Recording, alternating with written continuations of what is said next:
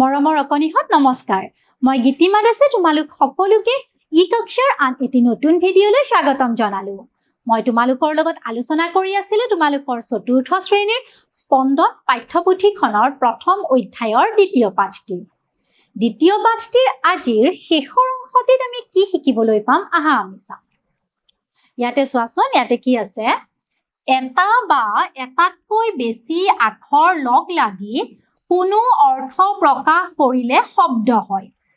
ইতিমধ্যে তোমালোকে সকলোৱে জানা যে এটা বা তাতকৈ বেছি আখৰ লগ লাগি যেতিয়া কোনো এটা অৰ্থ প্ৰকাশ কৰে তেতিয়া তাক শব্দ বুলি কোৱা হয়। যেনে খা, যা, নাচ, নাচনী, হয়নে? এনেধৰণৰ এটা বা তাতকৈ বেছি আখৰ বা বৰ্ণ লগ হৈ যিবোৰ অৰ্থ প্ৰকাশ কৰে তাক শব্দ বুলি কোৱা হয়। ইয়াতে চোৱাচোন কি দিছে?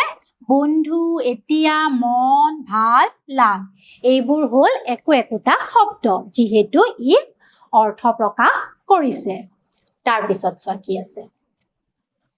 ওপৰৰ শব্দকেইটা ব্যৱহাৰ কৰি বাক্য সাজিলে হ'ব।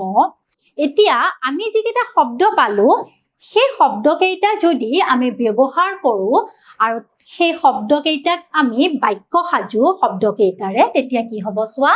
বন্ধু, এতিয়াহে মনটো ভাল লাগিছে। আমি এইকেইটা শব্দ পাইছিলোঁ আৰু এই শব্দকেইটাৰে আমি এনেদৰে এটি কি কৰিলোঁ? বাক্য গঠন কৰিব পাৰিলোঁ। অৰ্থাৎ এটা বা তাতকৈ অধিক পদ একগোট হৈ মনৰ ভাৱ সম্পূৰ্ণকৈ প্ৰকাশ কৰিলে বাক্য হয়। তাৰ মানে এটা বা তাতকৈ বেছিকৈ পদ যেতিয়া লগ হ'ব বা গোট খাব আৰু তাৰ পৰা আমি আমাৰ মনত থকা কথা এটা যেতিয়া সম্পূৰ্ণকৈ ক'ব পাৰিম তেতিয়া কি হয়? বাক্য হয়। এতিয়া মই যদি তোমালোকক আজি কওঁ যে আজি বৰষুণ দিছে, তোমালোকে কথাটো বুজিব পাৰিছা, হয় নে নহয় বাৰু?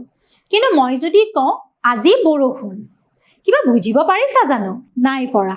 তাৰ মানে যেতিয়া বাক্য হ'ব লাগিব তেতিয়া তাৰ অৰ্থ প্ৰকাশ হ'ব লাগিব।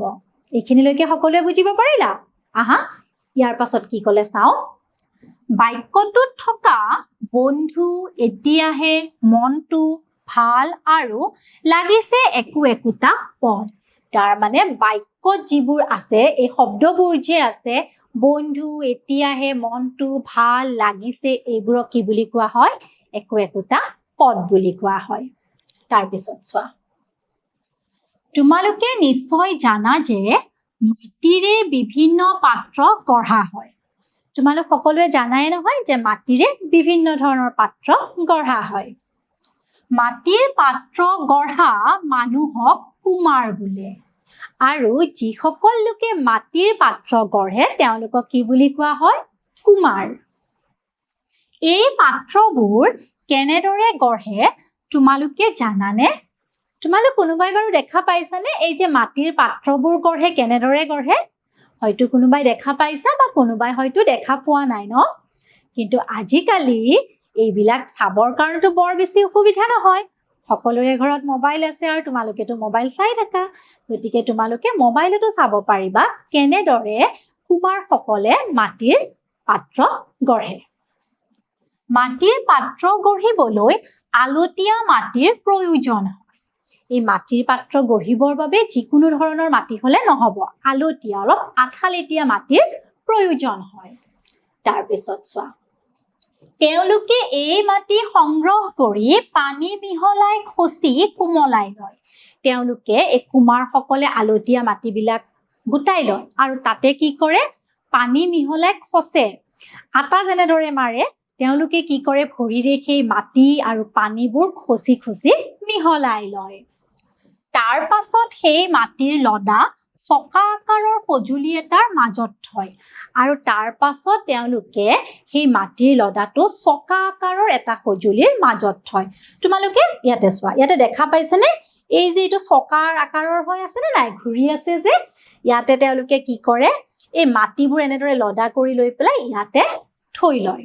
তাৰ পাছত কি কৰে চোৱা, এই সঁজুলিবিধক চাক বোলে। এতিয়া তোমালোকে এই যে চকাৰ নিচিনা সঁজুলিটো দেখা পালা, ইয়াক কি বুলি কোৱা হয়? ইয়াক কোৱা হয় চাক। তাৰ পাছত দিছে চোৱা, চাকটো জোৰেৰে ঘূৰাই কুমাৰজনে মাটিৰ কোমল লদাটো হাতেৰে হেচুকি পাত্ৰৰ আকাৰ দিয়ে।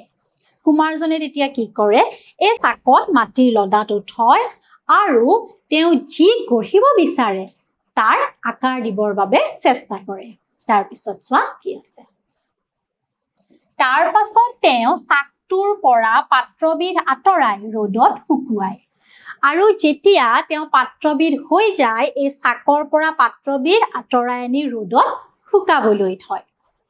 শেষত শুকুৱাই লোৱা পাত্ৰবোৰ জুইত পুৰি ব্যৱহাৰৰ উপযোগী কৰে আৰু ৰ'দত শুকুৱাৰ পিছত কি কৰে, সেইবোৰ পাত্ৰবোৰ জুইত পুৰে আৰু তাৰ পিছতহে ব্যৱহাৰ কৰিব পৰা হয়।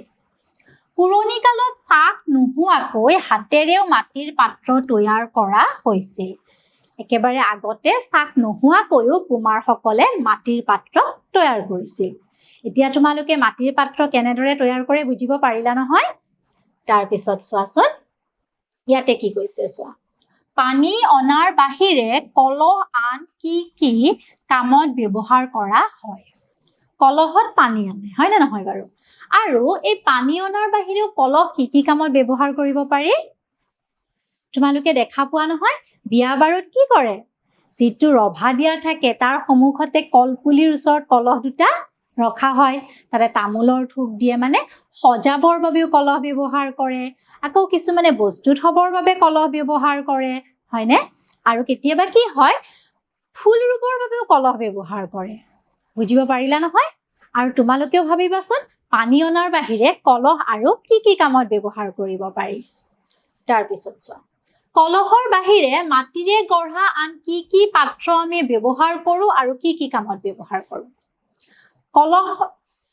কলহৰ বাহিৰে মাটিৰে গঢ়া আৰু কি কি পাওঁ আমি? ফুলৰ টাব পাওঁ, তাৰ পাছত মাটিৰ মলা থাকে নহয়, যিবিলাকত কি হয়, কিছুমানৰ ঘৰত তোমালোকে হয়তো দেখিবা বা কিছুমানে দেখিছাও যে গাঁওবোৰত যিবোৰ আখল ঘৰ বা পাকঘৰ থাকে, তাত কি কৰে, জুইত মাটিৰ মলা চৰু থাকে য'ত ভাত বনায়, হয়নে? আকৌ তোমালোকে নিশ্চয় বিহুৰ সময়ত দেখা পোৱা মাহঁতে মাটিৰ পাত্ৰত পিঠাও বনায়। গতিকে মাটিৰে আমি কলহৰ বাহিৰে ফুলৰ টাব গঢ়িব পাৰো, চাকি দিৱালীৰ সময়ত তোমালোকে দেখাই নহয় কিমান চাকি আনে, আৰু আমি সদায় যিখিনি গোসাঁই ঘৰত চাকি দিওঁ, সেই চাকিও ক'ৰ পৰা গঢ়িব পাৰি? মাটিৰে গঢ়িব পাৰি। ইয়াৰ পাছত চোৱা কি আছে, ইয়াতে কি কৈছে চোৱা, আমি কৰা বিভিন্ন কামে আমাৰ চৌপাশক বিভিন্ন প্ৰকাৰে সহায় কৰে। তুমি কৰা তেনে কিছুমান কামৰ বিষয়ে তলৰ তালিকাত লিখা। আমি যিবোৰ কাম কৰো তাৰে কি হয়, কিছুমান কামে বিভিন্ন ধৰণে আমাৰ চৌপাশক সহায় কৰে। এতিয়া তোমালোকে তেনেধৰণৰ কি কাম কৰা যিটোৱে তোমালোকৰ চাৰিওকাষটো সহায় কৰে বুলি ভাবা বা তোমালোকে প্ৰকৃতিক সহায় কৰে বুলি ভাবা? ইয়াতে মই কি লিখিছো চোৱা, মই প্ৰকৃতিক ভাল পাওঁ, সেয়েহে মই অনাহকত গছৰ ডালপাত নিচিঙো, গছ ৰুওঁ, সাৰ পানী দিওঁ, গছবোৰৰ চাৰিওকাষ বেৰি দিওঁ যাতে গৰু ছাগলীয়ে খাব নোৱাৰে, হয়নে? তাৰপিছত চোৱা, ইয়াতে কৈছে এবাৰ, তোমাৰ চৌপাশে থকা কি কি বস্তু তোমাৰ বেছি ভাল লাগে আৰু কিয় ভাল লাগে? এইটো তোমালোকলৈ মই এৰিলো। তোমালোকৰ চাৰিওফালে থকা কি কি বস্তু তোমাৰ বেছি ভাল লাগে আৰু কিয় ভাল লাগে তোমালোকে কবা আৰু লিখিবা। তাৰপিছত চোৱা কি আছে, তলত দিয়া ছবিখন চোৱা আৰু তাত দেখা কথাখিনি বৰ্ণনা কৰি এটা দফা লিখা। ইয়াতে চোৱাচোন, এই ছবিখন চাব লাগিব আৰু এই ছবিখন বৰ্ণনা কৰি এটা দফা লিখিব লাগিব। গতিকে আহাচোন কি হ'ব পাৰে আমি চাওঁ। ইয়াতে চোৱা, পিংকু আৰু পিংকি দুয়ো ভাই ভনী। সিহঁত দুয়ো চৰাই চিৰিকটি আৰু গছ গছনি বৰ ভাল পায়।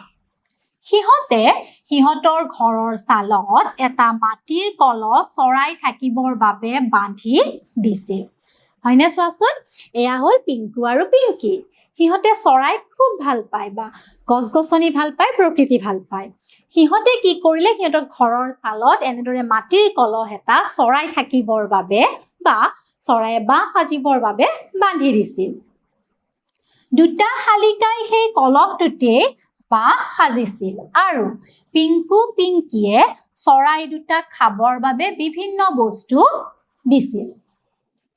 তাৰ পাছত দুটা শালিকাই কি কৰিছিলে সেই কলহটোতে বাঁহ সাজিছিল আৰু পিংকু পিংকিয়ে সিহঁতক খাবৰ বাবে বিভিন্ন ধৰণৰ সিহঁতে খোৱা বস্তু দিছিল লাহে লাহে শালিকা দুটা পিংকু আৰু পিংকিৰ বন্ধু হৈ পৰিছিল আৰু লাহে লাহে কি হৈছিল শালিকা দুটা পিংকু আৰু পিংকিৰ বন্ধু হৈ পৰিছিলে বুজিব পাৰিছা নহয় আহাচোন ইয়াৰ পাছত কি আছে চাওঁ ইয়াতে কি দিছে চোৱা তলত দিয়া ছবি কেইখন মনোযোগেৰে চোৱা এই ছবি কেইখন চোৱাচোন প্ৰথমখনত দেখা পাইছো কাপটো ভাঙি আছে তাৰ পাছত কি হৈছে 2 নম্বৰ ছবিখনত সেই কাপটোত অকমান ৰং কৰা গৈছে তাৰ পাছত ইয়াতে মাটি দিছে 3 নম্বৰ ছবিখনত 4 নম্বৰ ছবিখনত কি দেখিছো মাটি দিয়াৰ পাছত তাতে সৰু পুলি এটা ৰৈছে আৰু 5 নম্বৰত কি দেখা পাইছো ধুনিয়াকে সেই পুলিটো বাঢ়িব ধৰিছে হয়নে আৰু কাপ ভাঙা কাপটো ধুনিয়া দেখা হৈছে ইয়াতে এতিয়া কি কৈছে চোৱা